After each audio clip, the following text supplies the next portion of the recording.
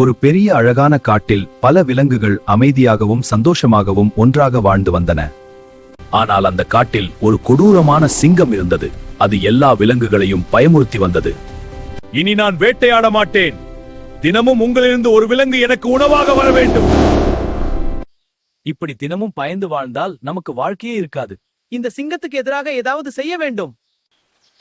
நண்பர்களே, கவலைப்பட வேண்டாம். நான் ஒரு நல்ல திட்டம் போட்டு அந்த சிங்கத்தை ஏமாற்றி விடுவேன். ஏன் இவ்வளவு தாமதமாக? வழியில இன்னொரு சிங்கம் என்ன தடுத்து இந்த காடு தன்னுடையது என்று சொன்னது. ஐயா, அந்த சிங்கம் இந்த கிணற்றுக்குள் சவிழ்ந்தது. அது எங்கே இருக்கிறது என்று நான் பார்க்க வேண்டும். நீதான் என்னை கோபத்தில் சிங்கம் தன் நிழலை பார்த்து கிணற்றுக்குள் குதித்தது. புத்திசாலி முயலின் திட்டத்தால் அந்த கொடூரமான சிங்கம் இல்லாமல் போனது.